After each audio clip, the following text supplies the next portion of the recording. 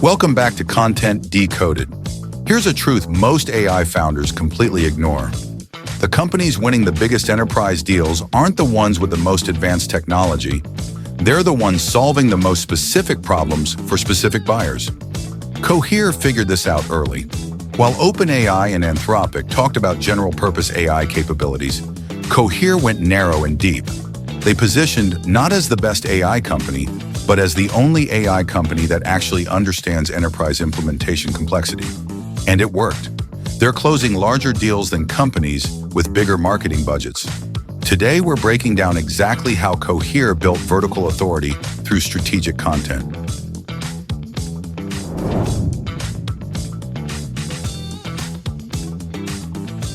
Welcome to the Deep Dive. Today, we're looking at something really interesting in the AI space. The Cohere playbook. A $6.8 billion valuation, backing from giants like NVIDIA, Salesforce, but they kind of zigged while everyone else sagged. Yeah, it's fascinating because, so much of the noise is around building AGI, the next big research splash. Cohere sidestepped all that. They focus squarely on something most AI companies seem to, actively ignore: secure, practical enterprise adoption. Right. And that's what we're digging into today, how they built that enterprise credibility brick by brick. They weren't selling some far-off future. They were selling productivity solutions right now. Yeah. And what we found digging through the sources, it's a really clear, deliberate strategy, a kind of roadmap. Exactly. A roadmap anyone building for the enterprise in AI should probably study. And the absolute cornerstone of that, where it all starts, is a really critical strategic pivot. We call this first piece outcome first positioning. Okay, let's unpack that. Because early on, Cohere had the chops, right? Founded by Google Brain alumni, Aidan Gomez, co-author on Attention is All You Need. They could have gone head-to-head on just pure tech specs, new architectures. So why pivot away from that? Why was that so crucial? Well, simply put, enterprises don't really buy cutting-edge innovation. They buy certainty. Think about a big bank or a telco. They're driven by managing risk and seeing a clear return on investment. All that talk about innovation hype, to them, it often just sounds like risk. So leading with the model's complexity is actually counterproductive for that buyer. Precisely. The CFO hears complex model, they think risky project. But if you lead with problem solve, lead with measurable results, then they start thinking about budget, it flips the whole conversation. And you see that shift reflected almost immediately in their content, don't you? It moves from those dense academic papers, great for researchers, sure, but totally opaque, to procurement towards stuff focused entirely on business impact. That's where the numbers really become the core of the argument. Instead of debating, transformer layers, they started putting out figures like, we deliver a 40% productivity uplift in finance workflows. That 40%, that's translating the tech directly into the language the C-suite understands. It cuts through the technical jargon. Completely. It bypasses that whole debate and gets straight to the budget line. Makes a potentially complex, multi-million-dollar decision much simpler because it boils down to a single, verifiable metric. Okay, that's powerful, just simplifying it down like that. It is, because that enterprise buyer, they're looking for that measurable outcome, that 40% uplift, or maybe a 51% cut in support costs, or better compliance. That specific, quantifiable result. That's what turns an interesting proof of concept into a real high-value, multi-year deal. So once they really nailed that outcome-first positioning, the next challenge becomes deploying that message effectively across, a really complex organization, right? Different buyers, different needs. That's where their content system seems incredibly orchestrated. It looks like it evolved through distinct phases. Absolutely. You've got to think about who you're selling to inside, say, a major financial institution. You've got the data science teams, the engineers doing the implementation, the C-suite folks, legal, procurement. They all need different information presented differently. So talk us through those phases. Phase one, the research phase. Why start there if the real money, the enterprise deals, are clearly phase three? Seems counterintuitive. Well, phase one, the research focus, it's about building the foundational credibility and, crucially, attracting talent. Publishing academic papers, doing recaps of conferences like NeuroPS that signals to top AI researchers, we're serious scientists here. You can't build enterprise-grade stuff without the best people. So phase I is really an internal credibility and talent magnet. Okay, that makes sense. Right. Build the brain trust first. Then, once the core models command, embed, re-rank were ready, they had to shift gears quickly to phase two, the developer focus, making it easy to actually use the tech. Yeah, this is the essential groundwork. Tutorials, patterns like RRO, that's retrieval augmented generation, which is, super important for practical integration, plus really detailed API docs, clear getting started guides. They were careful to show support for key platforms like AWS Bedrock, tools like Make.com. Because if the developers hit a wall trying to implement it, that 40% uplift promise means nothing. The deal just stalls. And then phase 3. This is the core enterprise push. And the content here shifts again dramatically. It seems less about the models themselves and much more about managing risk. Exactly right. Phase 3 content really hammers on security, data privacy, governance, and those tangible business impacts. This leads to things like vertical-specific guides, North for banking, North for telecom. And here's where the alignment we talk about at ThoughtCred really shines. You have technical content like benchmark reports showing Command A hitting 78.8% on legal bench, satisfying the data science team's need for proof. While at the same time, you've got the ROI content targeting the execs. Yeah. Those quantified customer stories loom, getting 51% support automation. OpenPhone seeing a 4x ROI. That 51%, that's not just a statistic, is it? That's real relief for a support manager drowning in tickets. That's the actual value the CFO is buying. Precisely. And orchestrating it this way means the messaging stays consistent but tailored. What excites the engineer doesn't inadvertently spook the procurement team. It's that smooth, aligned narrative across all touch points that really helps speed up those long, complex enterprise sales cycles. This is the kind of system ThoughtCred helps Series A founders build. So they've got the positioning right, the content system is firing on all cylinders. But how did Cohere actually convince enterprises they could handle the complexity of deployment? They had to make them believe they genuinely understood the messy reality inside these large companies.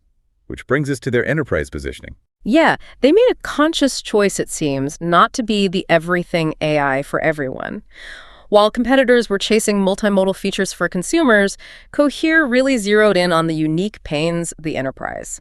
Things like implementation timelines, custom cost models, getting teams trained up, integration challenges, and, maybe most critically, data privacy. So they deliberately created distance from that generalist, often consumer-facing AI narrative that was dominating headlines. Absolutely. And they didn't just talk about it, they built for it. The launch of their North AI productivity platform really crystallized this. It wasn't positioned as just another cool foundational model.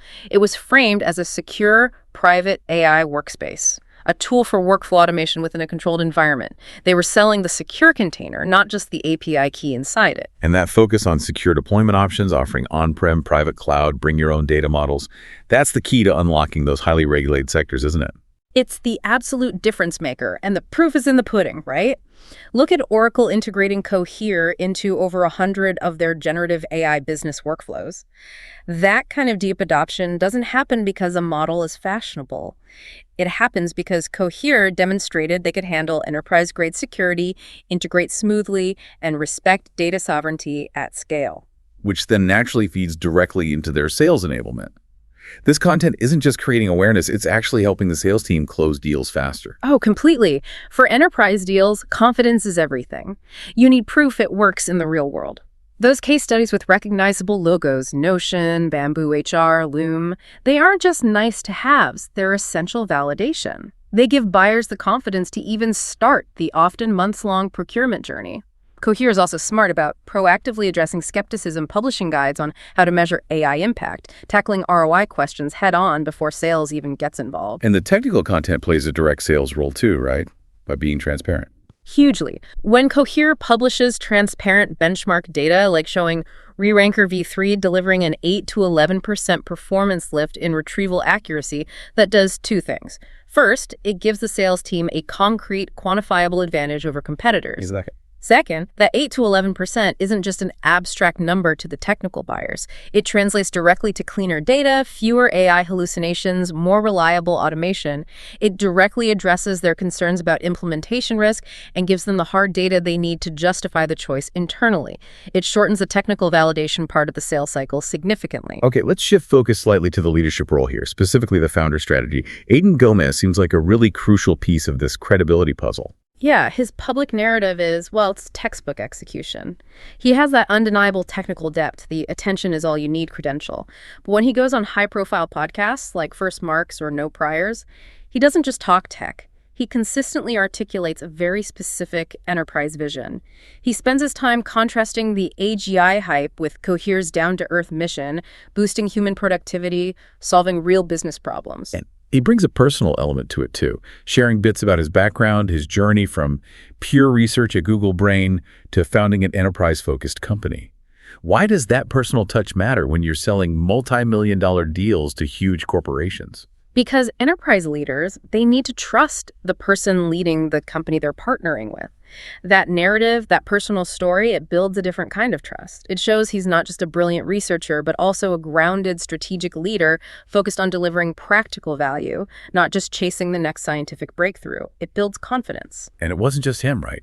The broader leadership team reinforced that message. Exactly. That founder credibility gets amplified by the whole C-suite. Bringing in someone like Joël Pineau, former VP of AI research at Meta as chief AI officer, that signals continued technical excellence. But then, crucially, bringing in Martin Kahn with his deep finance background, former CFO of YouTube as COO, that sends a powerful message to serious enterprise buyers. What message is that? That Cohere isn't just some experimental research lab. It's a properly structured, financially sound, operationally mature business ready for serious long-term partnerships. It ticks the organizational depth box for procurement. Makes sense. Okay, last piece of the puzzle. Strategic partnerships. How did they use partnerships to kind of shortcut the trust-building process and accelerate GTM? Partnerships are just vital in the enterprise space because they let you essentially borrow credibility. They embed you within ecosystems that buyers already trust. And Cohere was very strategic here. Look at the roles their key partners played. SAP integrates Cohere models into their business technology platform. Boom, instant software reach into thousands of potential customers. And the Dell partnership, deploying Cohere North on-premises. Right, that directly addresses the secure physical infrastructure needs for companies that can't or won't rely solely on the cloud. That's massive validation, especially for regulated industries. And then you layer on the consulting side. Exactly. Collaborating with a giant like McKinsey to embed AI and upskill workforces. McKinsey is essentially vetting Cohere's tech and helping their huge client base adopt it. That's incredibly powerful third-party validation. And they even went regional, like co-developing a Japanese language model with Fujitsu. Tailored solutions. So these partners effectively become an extension of Cohere's sales and enablement team. Pretty much. They provide that crucial third-party proof, and they accelerate market penetration dramatically by putting Cohere directly into trusted enterprise workflows. Trying to crack into those workflows alone would take years and be incredibly expensive. So putting it all together, Cohere's journey from this research-heavy startup to a $6.8 billion enterprise AI player, it really is a clear, repeatable strategy. It absolutely is. And the central lesson, what we're seeing across the board, AI companies win big, not necessarily by having the absolute biggest or most general model, but by deeply understanding and owning specific buyer problems within specific verticals. That's what building vertical-specific authority is all about, a core concept we work on at ThoughtCred. Cohere proved it, hitting over $100 million in annualized revenue by focusing on those high-margin, secure deployments for regulated sectors. That's what brought in the strategic money from NVIDIA, Salesforce, and others. Yeah, it really shows that a pragmatic focus, prioritizing measurable ROI and rock-solid security can absolutely win the funding game, even when competing against companies chasing the more, headline-grabbing AGI dream. It's about selling concrete solutions, not just abstract science. Absolutely. Well, that's our deep dive on the Cohere playbook. If you're out there building an enterprise AI company and maybe grappling with how to position yourselves to win those major contracts, know that ThoughtCred actually helps founders architect this kind of vertical authority in about 30 days. You can check out Content Decoded every Monday and Thursday for more breakdowns like this one.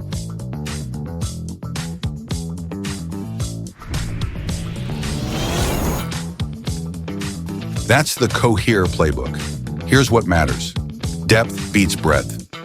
Your action item, pick one enterprise buyer role, CTO, VP of Engineering, Chief Data Officer. Understand their nightmare. Build every piece of content around proving you've solved it better than anyone. Case studies, webinars, documentation, founder messaging. Everything points to solving that one person's problem. Your competitors appeal to everyone. Appeal to your specific buyer completely. This is Content Decoded, where we reverse engineer how AI companies build enterprise authority. ThoughtCred helps founders architect these systems in 30 days. Check thoughtcred.com.